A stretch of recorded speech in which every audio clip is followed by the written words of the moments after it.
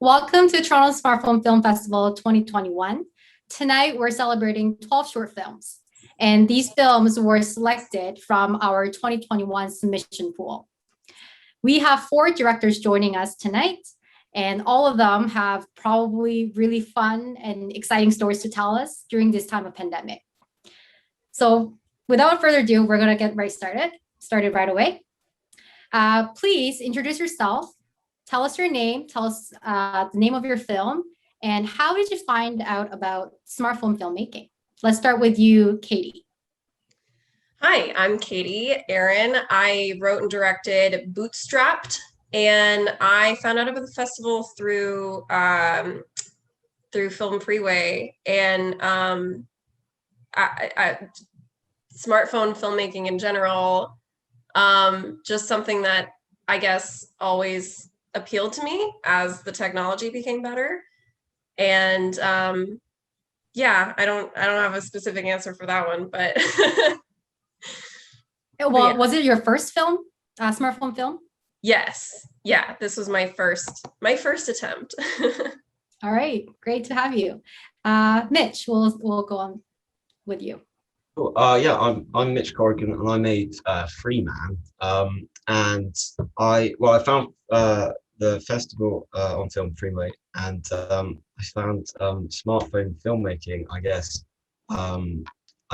was making, like, a few years ago. I was making another film, and in downtime, we went to a local park and just we were just waiting for the sun to go down because we were shooting a night scene that day. So we just got a phone out and just started making something, just messing around, and sort of we sort of had fun. And yeah, that's it.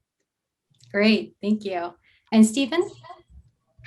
I am Stephen Fraser. I directed What It Feels Like.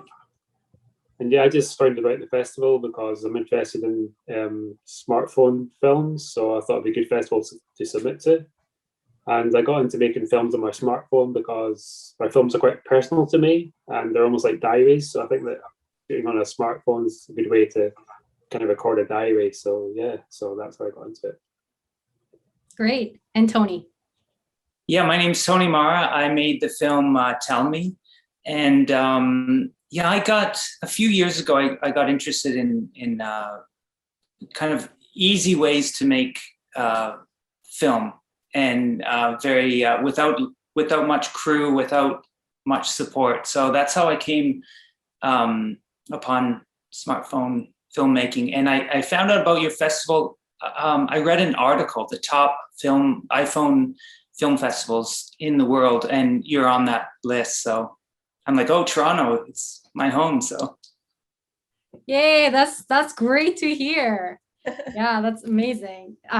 This year is actually our 9th festival. Due to the pandemic, we had to skip a year, but still great to have filmmakers from around the world join us. So thank you. All right, so the next question for all of you is, how did you find making a film on your smartphone? Stephen said it's quite personal. The device is quite personal to him, right? A lot of stories we get from other directors who use their phones is that it's just so handy, right? I assume it's very similar to you guys as well. But besides that, what else did you find? Pros and cons. Anything to share? Let's start with you, Mitch. Well, I seriously love it. I mean, normally you just try and shoot on the best thing you can. And normally for me, it's like a black magic, and you're trying to do everything to make it look filmic and cinematic and everything. But something about shooting on a phone feels so more appropriate for the level, at least, that I'm usually making films at. Because you don't have a massive crew, obviously, or most no budget stuff that I'm doing. And so it's just, you forget about the camera, you forget about all the technical side of things, which usually you ought to have a huge team that is going to be worrying about that. And so you can completely forget about it and just focus on what you're doing, what you're shooting. And the quality is good enough now that it doesn't matter. It's good enough. So yeah, I don't know, something, it kind of feels wrong to say it's just easier, but not in a bad way, in a way that lets you forget about the stuff you don't need to think about. And so yeah, I just love it. Yeah. Thank you. Tony? Well, for me, I'm not really, I didn't start off as a filmmaker. I'm an actor. and I started toying around. There's another actor friend in my neighborhood, and we said, let's take what I have, a smartphone, a couple moment lenses, and go to a park and make stuff. So it was just him and I. So my biggest problem was actually setting up the framing, hitting the record button, and then running around to be in position. So I discovered Filmic Pro Remote, and that changed everything. I could actually control things while in position. So yeah, that's the biggest. For me, it's learning how to make a film, and microphones, sound is a huge obstacle for someone without the background. So yeah, it's a learning process and a fun one. I enjoy it. Great. How about you, Stephen? Yeah, I just like you can be spontaneous, because you carry it. Well, I can't carry my phone around with me all the time. So if I see something I like, I can just take it out and shoot. But I work a lot in animation, which isn't really spontaneous. You've got to plan ahead and be methodical quite about it. So I think that combining animation with the spontaneity of a smartphone is really quite interesting. So yeah, that's what I like about it. Thank you. And lastly, Katie? Well, I actually had a very interesting experience shooting on a phone. We decided to shoot on a phone because of the ease and convenience. Ours is a sci-fi story, and it's just a short, but my goal with the project was to tell a sci-fi story in the simplest way possible, and we really wanted to lean into that, even with how we were making it.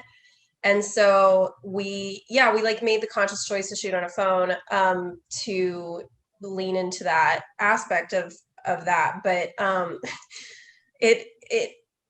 it turned out to be the most laborious, technical difficulty full set that I've ever been on. We had a sort of mirroring app or something that was mirroring the phone screen to an iPad, so that our scripting AD and everybody could sort of use it as a monitor. And I also came to all this from acting as well. I was in the short as well, so I was not able to be watching the monitor as we were shooting. And so we shot it all in one day. It was a great day. Got all the footage. Next day, I was putting it into Premiere to start editing, and 75% of our footage was completely corrupted. We had dropped frames everywhere. There was one video file that had 7 frames. It was just all messed up. And so our theory is that the app that we used to mirror the screen was keeping the video from being able to record. So then we had to reshoot 6 pages of my 7-page script. And it turned out to be pretty ridiculous. But that said, I do think I would do it again, just having learned some lessons. But I think what I love about film that about shooting on a phone that I did not expect to love is how imperfect the footage is. And sort of what Mitch was saying, it's just good enough and you can just go with it. And I think that it sort of reminds me a little bit of working with film, 16 millimeter, because there is some beauty in the imperfection of it, and you just have to sort of make do with what's there. And there's a graininess to it, and I found myself reminded of 90s home movies and that sort of aspect of it. And there's something about that does make it more personal and sort of beautiful in its own unique way. Thank you. So Katie said, originally, and even the second time around, I suspect the shooting was all in one day, right? Yeah, well, and except for the second day where we had to reshoot the whole Right, right. thing. So I mean, technically, it should have been just a one-day shooting. Yeah. That's what we normally hear from a lot of filmmakers, that the shooting itself is quite easy because you don't have to rent, any gears or, have too many crews with you. So overall, how long was your project from start to finish? Why don't we start with you, Stephen? Mine was very long. It was over a couple of years because I was doing it in between jobs. So it wasn't like I put a weekend aside to work on it. I was working on it whilst I was working full time. So I was just working on it whenever I could. So there's a lot of animation in the film. So I'd do some animation and then I'd do some shooting. So yeah, so it was over the space of 2 years. But the film itself is about voice hearing, which is like a neurodiverse behavior about people who hear voices in their heads. So there's a whole like research element to it. And that was maybe the longest part, where I was interviewing different people and getting their feedback and getting their ideas, and then I put that into the film. But it was over quite a long period of time. Okay, wow, that is a pretty long project. And how about you, Mitch? Quite long actually, which was kind of unexpected. So there was no script or storyboard or anything. We just made it up as we went along. And then I shot it, and then I edited it. I edited it pretty quickly because it's an action film. So you kind of shoot to the edit, so you kind of know what's going to happen in the edit. So I edited it pretty quickly, like in a few days, and then I spent the next few months doing like Foley and mixing, which was like massively fun, but massively time consuming as well. But the whole thing is completely Foley, which. Yeah, so it took like months, like seriously, like 3 months, I think, to finish it after it was edited. But if it wasn't for the Foley, it would have been really, really quick. But yeah, it's quite long. All right, and how about you, Katie? Yeah, we had our shoot day, and that was great. And then we had to reshoot everything, and it was just me asking all of my friends favors. So it was really difficult to get everybody back together. So I think we shot the second day like a month and a half later, and and yeah, I was just like on the weekends, and then I edited it myself, and there's like a couple of visual effects that I also did myself, which proved to be very difficult to do with the imperfect phone footage. I don't know why I didn't anticipate that, but so, and then also I had like a 10-year-old computer that crashed when I tried to do it and ended up having to get a new computer.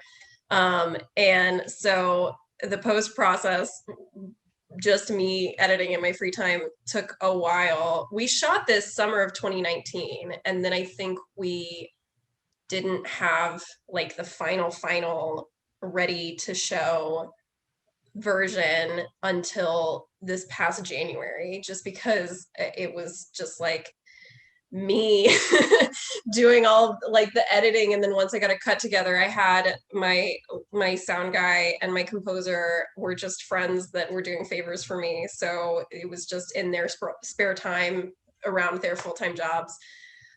So yeah, the whole process ended up taking, I guess, a year and a half.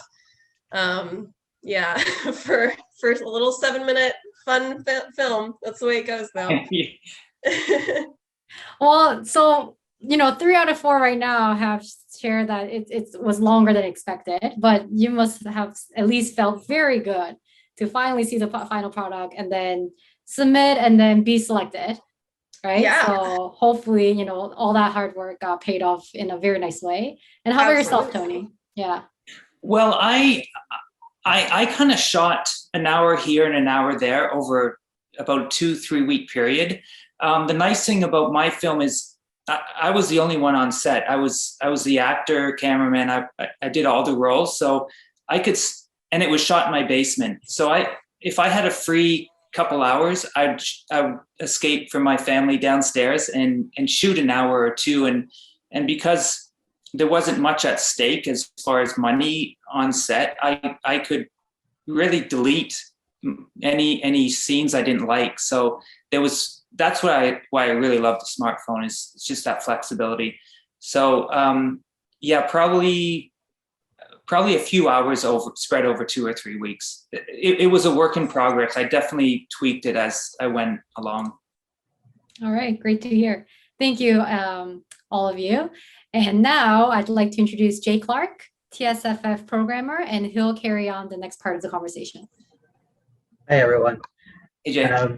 I'll start with you, Tony. Your film Tell Me.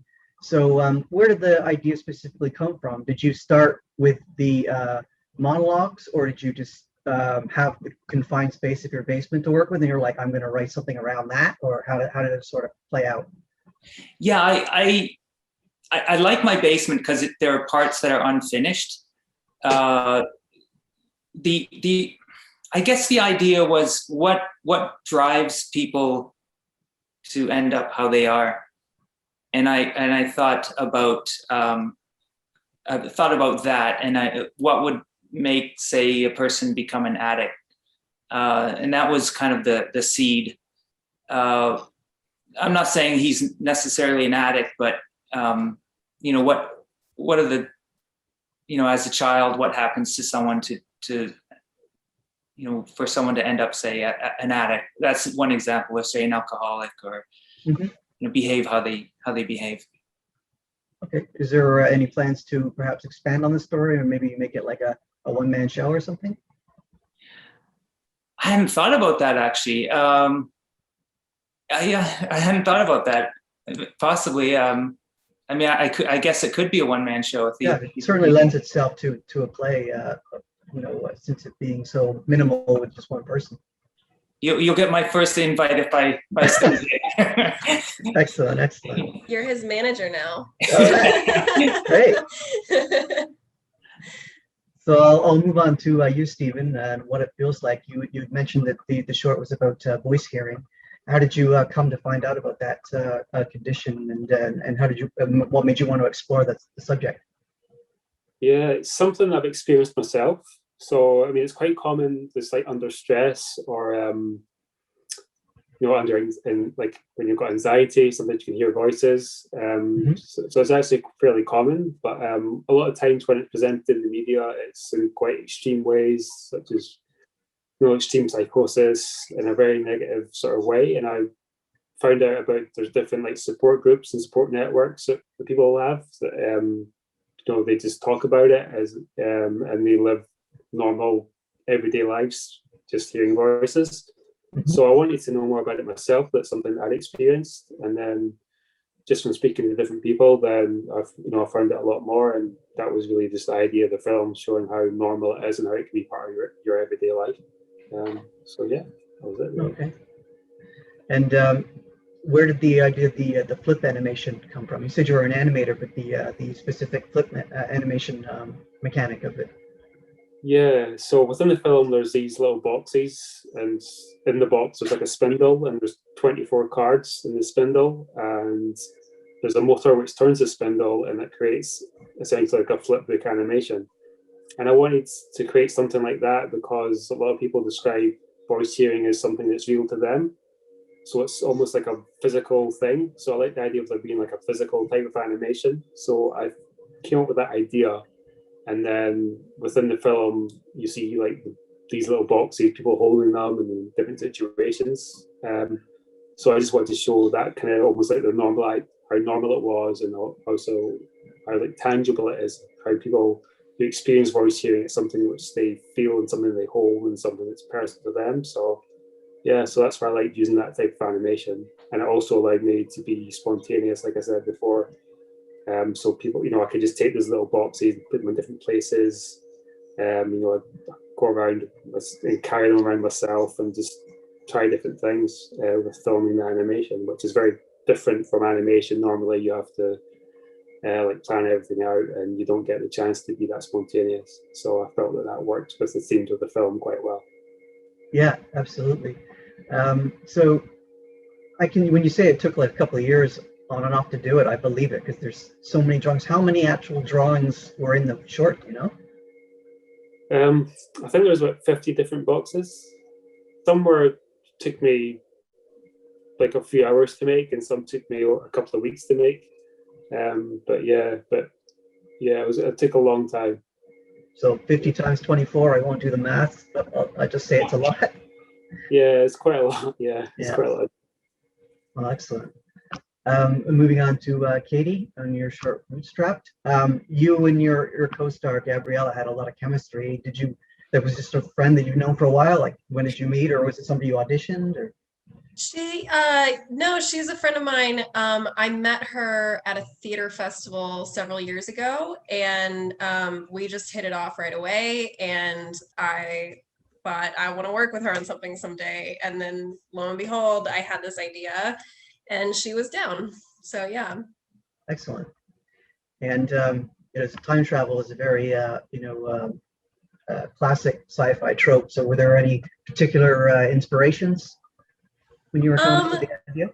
Yeah, so I really wanted to do I come from like indie filmmaking, and I really wanted to do a sci-fi story because I just love sci-fi. But that's a genre that's like particularly difficult to do on indie budgets. So I was trying to come up with a story that was going to be like as easy and cheap to do as possible, which is like two people talking in a room. And I was like, how do you make two people talking in a room a sci-fi story? And I was like, oh, time travel. But I found this book at this market, this like open air market here in LA. There was this booth that was selling used books, and one of them was the Star Talk book by Neil deGrasse Tyson. And it's very great because it explains like really complicated science stuff in layman's terms, which is great for me. So one of the chapters in the book was basically Neil deGrasse Tyson saying, is time travel possible? And basically, very, very basically, his answer was that time travel into the future is probably possible. And we're actually probably not that far away from it. But going back in time is much more complicated. And we're probably very, very far away from that. So I was really intrigued by this idea that we would probably discover how to travel forward before we could figure out how to move back. And just started thinking about how chaotic that would be if it became like publicly available to just like jump into the future and like skip a couple of years, which ended up being something that I wished was possible last year, as I'm sure we all did. But yeah, so it's from a Neil deGrasse Tyson book for children. The idea came from that. Excellent. And lastly, Mitch, I was going to say, you were saying you took about a couple of days to shoot, but how much rehearsal did you actually do for the action beats? There's a lot of them. Yeah, none. None. No. So yeah, it's a weird one. This film, because over the last like previous couple years, we've done like sort of silly similar films that were just completely between like mates and in jokes and not serious to ever show to anyone. Right. And this was kind of like another one. It sort of came up. It was in between shooting something else, and we just thought, let's actually kind of take it a bit more seriously.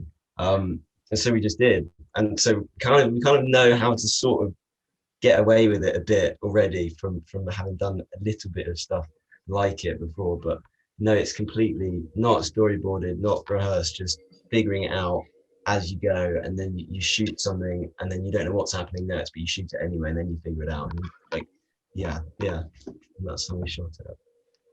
All right. How much of a challenge was it to shoot in a public place like that? It was, you kind of just got to say to yourself, like, it's fine. Like if you make it a problem, it's a problem. But if you just act like it's fine, then it's fine. So we just kind of went with it. And you just kind of got to make that mental decision. That's good. You didn't have any like police coming up and say, what are you guys doing? Or no, actually everyone was quite nice. We there was just like, so we shot in a park, so there were like kids running around, and they came and helped us pick up like bullets and stuff, and they were just like, yeah, it was cool. It was cool.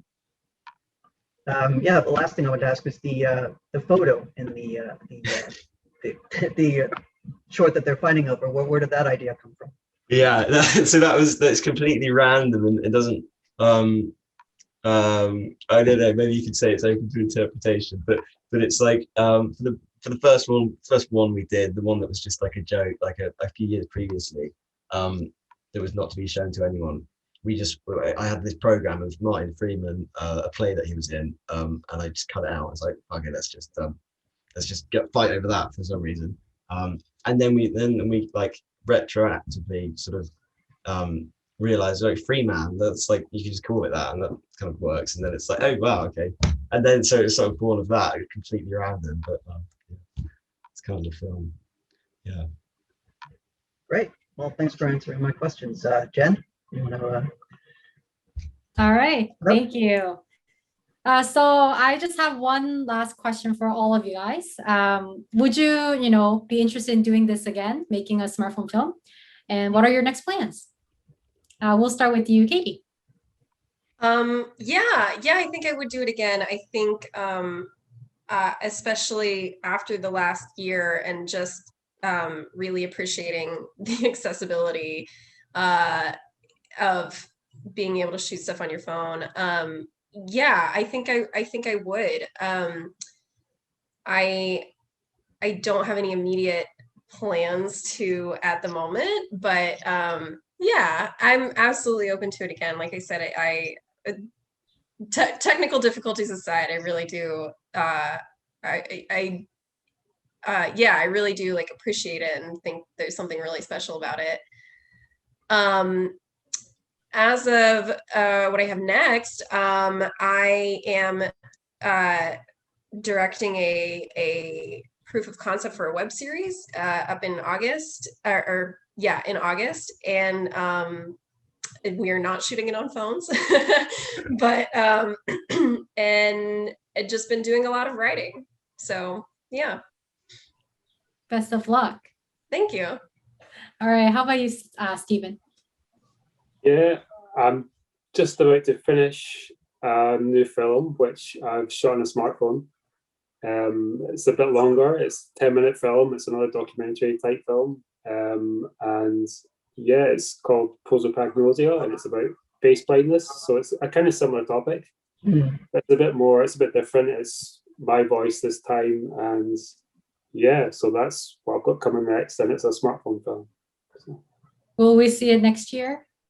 Hope so, yeah. All right, well, good luck with finishing that project as well. And Tony, how about yourself? Yeah, I want to do it again. I have some ideas. I take a long time to kind of germinate ideas, and once they get to a certain stage, then I feel some urgency to actually, act on it. I don't feel that urgency yet, but I think I'd like to maybe get some other people around me to take some of the focus away, like even just storage. I don't understand storage, like how to get the stuff safely put away. I don't want to deal with that. I'd rather be, acting and maybe in directing. So I love the idea that like have 3 iPhones going, like let the actors act and then have all the angles covered so that there's spontaneity and improvisation. So that's what I'd like to toy with next. Well, that will be fun to watch too. So let us know when that gets completed too. For sure. All right. And lastly, Mitch. Well, I'm working on 2 things at the moment. One's a sort of one's really relevant actually, but the other is like this drama surreal thing that's got loads of underwater sequences in it. So I'm currently learning how to free dive. There's that. The other one is another smartphone film, and embarrassingly, it's a sequel to Free Man. Because Free Man, everyone I showed it to is like the most positive response I've ever had from a film. Like I'm really proud of it. And it's not just sort of, I really have a commitment to really making action cinema in the edit and the sound and everything. So like Free Man is kind of like this one that's in the festival now. We're still shot in a day, and it's kind of just messing about. And so it's 6 minutes long. It was shot in a day. We're shooting this one at the moment. and then we've shot 8 days on it so far, and we've got 5 minutes out of that. So you can kind of get a sense of the detail that we're putting into a sequel, basically. And we're like, I don't know, we're like a quarter of the way through anyway. So yeah, so I'm just shooting an action film, but really, really going for it.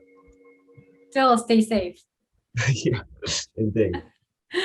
All right, so that does conclude our Q&A session with the film directors from Shorts presentation number 2.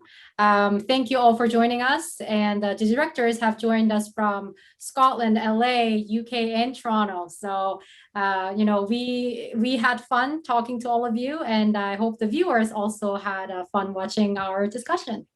Thank you, and stay safe, and we'll be back for next year's Toronto Smartphone Film Festival 2022, perhaps some of these guys again. All right, stay tuned and stay safe.